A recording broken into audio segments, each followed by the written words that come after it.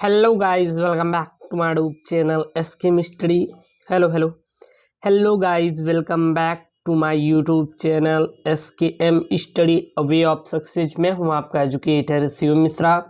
और जो पेपर में ना, इस पेपर में आपको अति लघुत्तरी, लघुत्तरी तथा विस्तृत उत्तरी के साथ साथ आपको बहुविकल्पी प्रश्न बनेंगे मिलेंगे और ऐसे प्रश्न मिलेंगे जो कि आपके पेपर में बनेगा यहाँ से प्रश्न। ठीक है, बहुत इंपॉर्टेंट प्रश्न है। इस वीडियो को पूरा देखिए और जितने भी वीडियो आ रहे हैं सारा वीडियो देखिए।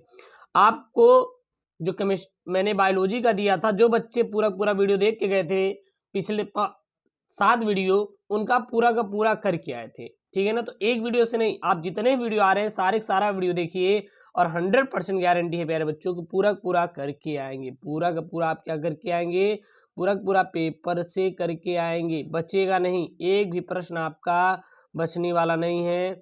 बस आप लोग अपनी मेहनत कीजिएगा, जम के मेहनत कीजिए और पेपर में एकदम आग लगा दीजिए कि 70 में 70 करके आना। जो टारगेट है आपका अचीव होना चाहिए और होगा। ये जो टारगेट है आपका 70 में 70 का, वो बिल्कुल होगा, आप टेंशन ना लीजिएगा। बस आपको पढ़ना है, क्या करना है, पढ़ना है, रात भर आज आपको पढ़ना है, क्योंकि आज आपका एक दिन का टाइम बचा हुआ है।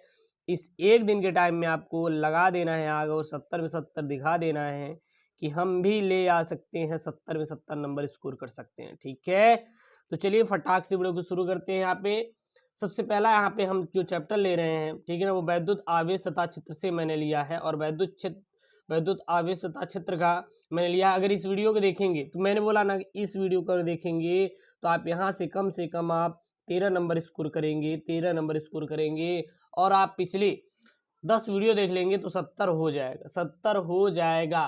क्लियर है, मैं आपको फिर से बता दे रहा हूँ, जितने वीडियो आए सारे देखिएगा आप लोग।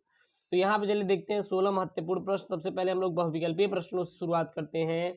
बहुविकल्पीय प्रश्न में सबसे पहला प्रश्न है, प्रश्न क्या है, वैद्युत क्षेत्र का मात्रक नहीं है। कौन सा इसमें से वैद्युत क्षेत्र का मात्रक नहीं है?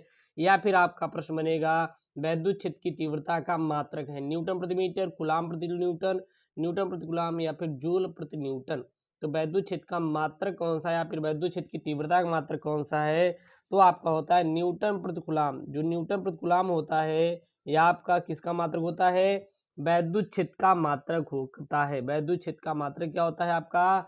वैद्युत क्षेत्र का मात्रक न्यूटन प्रति कूलाम होता है। न्यूटन प्रति कूलाम क्या होता है? वैद्युत क्षेत्र का मात्रक होता है। वैद्युत क्षेत्र का मात्रक क्या होता है प्यारे बच्चों? वैद्युत क्षेत्र का मात्रक आपका जो होता है वो होता है आपका न्यूटन प्रति कूलाम। न्यूटन प्रति कूलाम किसका मात्रक होता है? वैद्युत क्षेत्र का मात्रक होता है। क्लियर है, और काफी इंपॉर्टेंट प्रश्नों को यहाँ पे डिस्कशन किया गया है, जो कि काफी इंपॉर्टेंट है, जो कि क्या है, काफी इंपॉर्टेंट है। अगला प्रश्न है यहाँ पे, वैद्युतशीलता का मात्रक होता है। वैद्युतशीलता का मात्रक क्या होता है? कूलाम स्क्वायर प्रति newton into metre square, newton into metre square प्रति कूलाम, न्यूटन प्रति कूलाम, न्यूटन वोल्ट प्रति मीटर स्क्वायर। वैद्युतशीलता का मात्रक क्या होता है? जो वैद्युतशीलता का मात्रक होता है वह आपका होता है coulomb square, coulomb square newton into metre square. Coulomb square newton into metre square होता है, न्यूटन इंटू मीटर स्क्वायर होता है वैद्युतशीलता का मात्रक।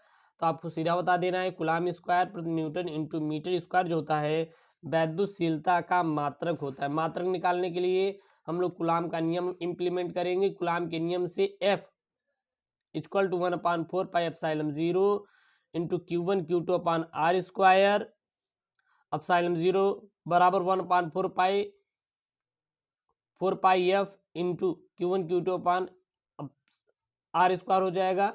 और इसका मात्रक कूलाम, कूलाम बल का मात्रक न्यूटन, आर का मात्रक दूरी का मात्रक मीटर ही होता है, स्क्वायर है तो स्क्वायर लगा देंगे, फिर कूलाम स्क्वायर प्रति न्यूटन इंटू मीटर का होल स्क्वायर कर देंगे और यही आपका क्या हो जाएगा? वैद्युतशीलता का मात्रक हो जाएगा।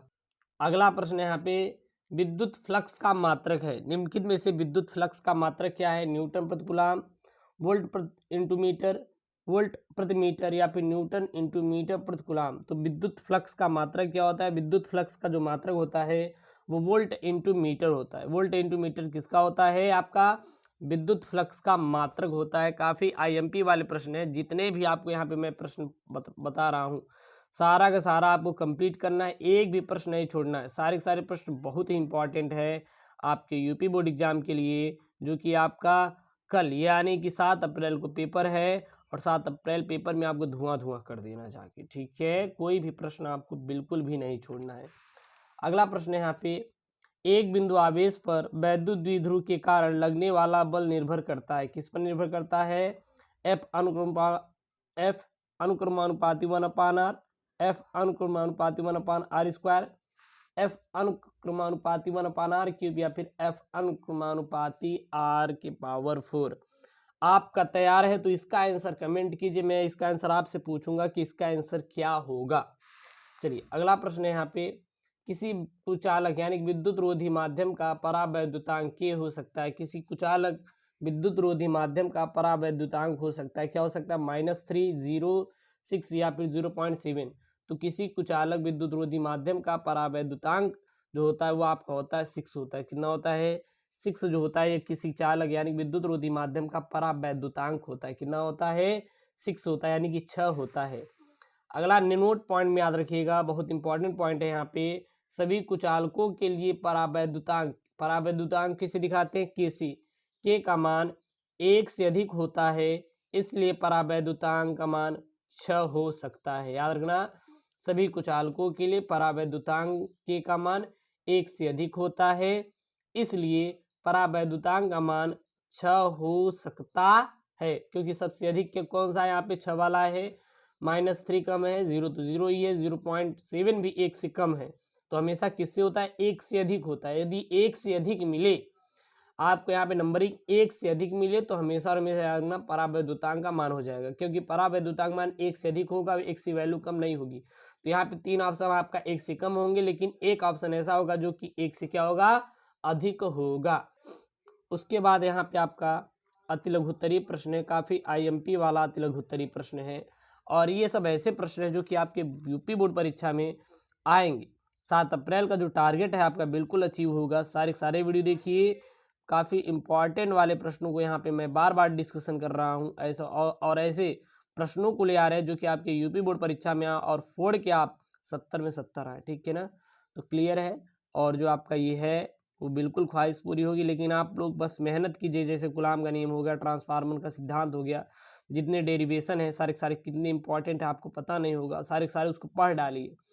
जो बार बार प्रश्न पूछे जा रहे हैं आपके पेपर में उसको उठाइए, रात भर रट डालिए, यहाँ पे करवाया ही जा रहा है, इसको भी पढ़ लीजिए, और देखिए आप अच्छा खासा आप नंबर पाएंगे, तगड़ा वाला एकदम नंबर पाएंगे, एकदम तगड़ा वाला, ठीक है।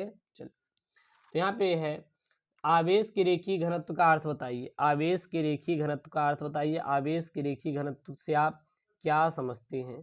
तो आवेश का रेखीय घनत्व से आप क्या समझते हैं? काफ़ी IMP वाला प्रश्न है, और इन्हीं IMP वाले प्रश्नों को हम ज़्यादा डिस्कशन करेंगे, क्योंकि ये सब आपके पेपर में आते रहते हैं। तो यहाँ पे देखिए, आवेश के रेखीय घनत्व का क्या अर्थ है?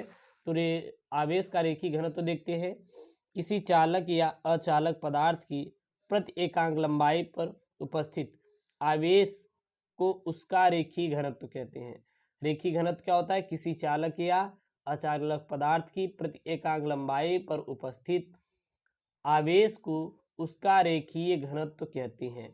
यदि लंबाई L के चालक पर एक समान रूप से फैला हुआ आवेश Q हो तो तब आवेश का रेखीय घनत्व क्या हो जाएगा? तो हो जाएगा लैम्डा बराबर Q/L हो जाएगा। याद रखना, आवेश का रेखीय घनत्व क्या होता है? काफी IMP वाला प्रश्न लेके आए हैं।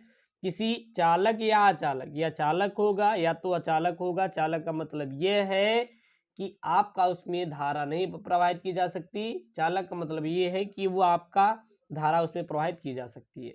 तो किसी चालक या अचालक पदार्थ की प्रति एकांक लंबाई पर उपस्थित आवेश को उसका रेखीय घनत्व कहते हैं।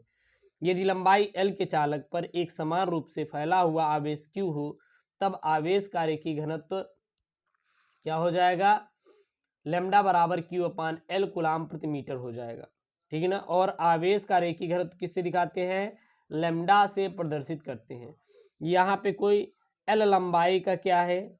यहाँ पे चालक है जिस पर आवेश क्या है? यहाँ पे प्लस है, यहाँ पे आवेश है। क्लियर है। अगला यहाँ पे प्रश्न है, प्रश्न क्या है? वैद्युत द्विध्रुव आघूर्ण से आप क्या समझते हैं? वैद्युत द्विध्रुव आघूर्ण क्या होता है, उससे आप क्या समझते हैं? वैद्युत द्विध्रुव आघूर्ण पर संक्षिप्त टिप्पणी दीजिए। कुछ इस टाइप से आपके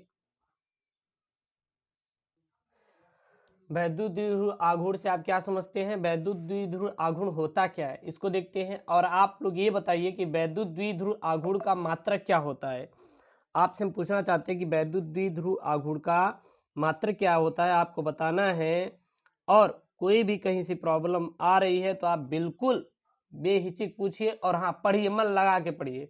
आप पढ़ेंगे तभी पास होंगे, अगर आप नहीं मेहनत करेंगे तो आप बिल्कुल भी कुछ होने वाला नहीं है। ठीक है, आप लोग बिल्कुल पढ़ें और उसको अच्छे से तैयार करें।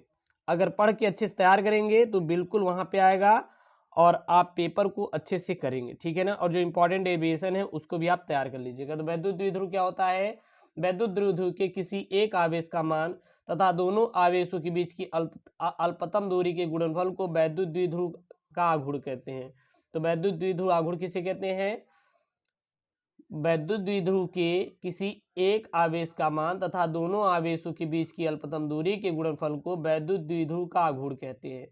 माना वैद्युत द्विध्रुव के आवेश Q तथा उनके मध्य का दूरी D है, तब वैद्युत द्विध्रुव क्या होगा, P बराबर Q इंटू D होगा। क्या होगा, P बराबर Q इंटू D होगा। उसे क्या क्या बोलेंगे, P बराबर Q इंटू D बोलेंगे। ठीक है, काफी इंपॉर्टेंट है और इसको आप पढ़ के जाइएगा, इसको पढ़ के जाइएगा, इसको पढ़ के जाइएगा। अगला यहाँ पे न्यूमेरिकल है। क्या यहाँ पे न्यूमेरिकल है, और न्यूमेरिकल क्या है यहाँ पे, न्यूमेरिकल देख लीजिए। 5 into 10 to the power -8, 5 into 10 to the power -8 coulomb बिंदु आवेश से कितनी दूरी पर वैद्युत क्षेत्र की तीव्रता 450 वोल्ट प्रति मीटर होगी।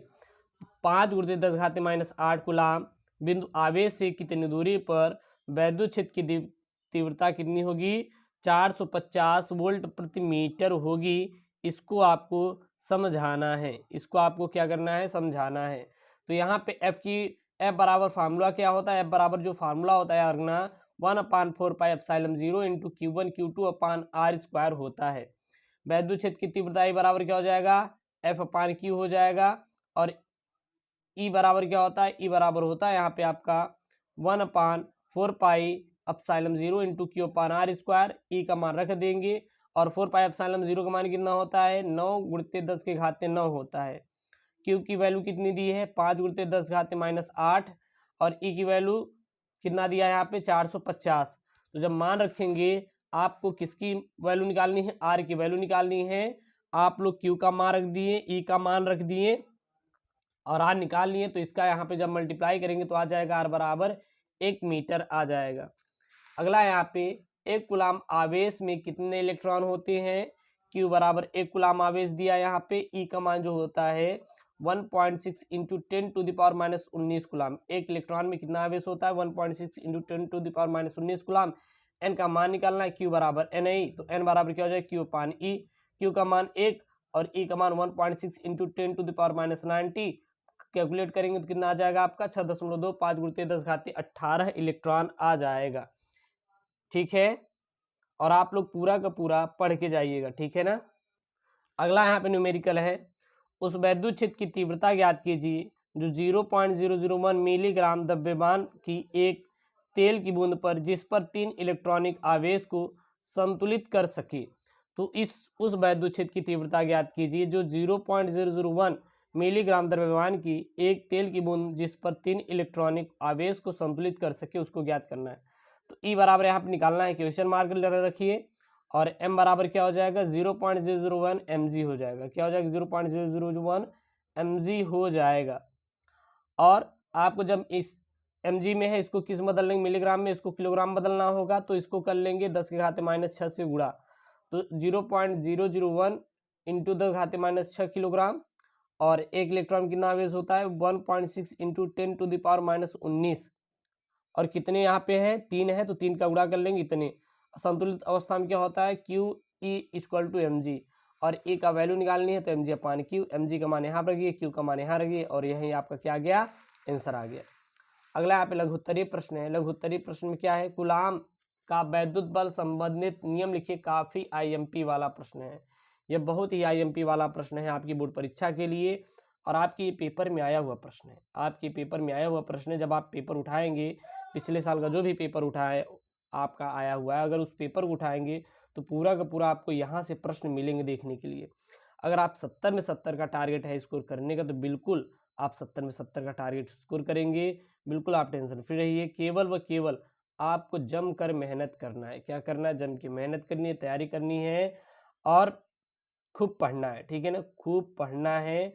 और आपको कोई भी दिक्कत आ रही है तो आप बिल्कुल आप कमेंट कीजिए, आपकी सारी चीज़ों की रिप्लाई मिलेगी। क्लियर है ना? चलिए अगला क्या यहाँ पे है आपका? अगला यहाँ पे है आपका कूलाम का बल संबंधित नियम लिखिए। कूलाम का बल संबंधित नियम क्या होता है, इसको यहाँ पे आपके लिखने के लिए दिया है। ठीक है ना? तो यहाँ पे लिखेंगे वैद्युत बल रेखाएं सतत वक्र है। ये बल रेखाएं यकायक विखंडित हैं और नहीं हो सकती हैं। यकायक विखंडित नहीं हो सकती है। तो ये कूलाम के बल संबंधी नियम है। ठीक है ना? अगला लिखेंगे यहाँ पे दो बल रेखाएं एक बिंदु पर एक दूसरे को कभी नहीं काटती हैं, क्यों? व्याख्या करना है। ठीक है ना? इसको क्या करना है? ये लघुत्तरीय प्रश्न है। ये लघुत्तरीय प्रश्न है जो कि आपको कंप्लीट करना है और इसको तैयार कर लीजिए कि बहुत ही आईएमपी वाले प्रश्न है। कूलाम का बल संबंधी नियम लिखो, इसको तैयार कर लेंगे। साथ ही साथ वैद्युत बल रेखाएं सतत वक्र है। ये बल रेखाएं विखंडित नहीं हो सकती, क्यों? दो बल रेखाएं एक बिंदु पर एक दूसरे को कभी नहीं काटती, क्यों? तो इसको तो अभी मैंने वीडियो अपलोड करवाया है, नीतीश सर ने पढ़ा दिया है, आपको जाके देख लीजिएगा। आप उनको बोल के मैंने ये आपको वीडियो बनवा दिया, जाके आप पढ़ सकते हैं। वीडियो चैनल पे मिल जाएगा कूलाम का संबंधित नियम। अगला आपको यहाँ पे है कौन सा तैयार कर लेंगे? वैद्युत द्विध्रुव के लिए निरक्षीय स्थिति में वैद्युत क्षेत्र की तीव्रता के लिए व्यंजक प्राप्त कीजिए। इसको भी आपको तैयार कर लेना है। और विस्तृत उत्तरी में ये प्रश्न काफ़ी इंपॉर्टेंट है और इसको जरूर से जरूर तैयार कर लें। कौन कौन सा? किसी वैद्युत द्विध्रुव की अक्ष से किसी बिंदु पर वैद्युत क्षेत्र का सूत्र ज्ञात कीजिए, या फिर वैद्युत द्विध्रुव की अच्छी दिशा में अत्यधिक दूरी पर स्थित बिंदु पर वैद्युत क्षेत्र की तीव्रता का व्यंजक प्राप्त कीजिए। आईएमपी है, इसको आप तैयार करके जाइएगा। और एक ये तैयार कर लीजिएगा टाइम रहे तो। वैसे तो ये इंपॉर्टेंट है, ये तैयार कर लेंगे काम हो जाएगा, लेकिन अगर मान ली चाहिए तो इसको भी आप पढ़ लीजिएगा। अगर पढ़ेंगे तो वेल एंड गुड, नहीं पढ़ेंगे तो आप तैयार कर लीजिए। अगर इसको आप तैयार नहीं है तो इसको आप तैयार कर लीजिए। ठीक है ना? टाइम निकाल के तैयार कर लीजिए, काफ़ी इंपॉर्टेंट है। यहाँ पे है एक समान वैद्युत क्षेत्र में रखे वैद्युत द्विध्रुव पर लगने वाले महत्तम बल आघूर्ण का व्यंजक प्राप्त कीजिए और इसके आधार पर वैद्युत द्विध्रुव आघूर्ण की परिभाषा दीजिए। क्लियर है?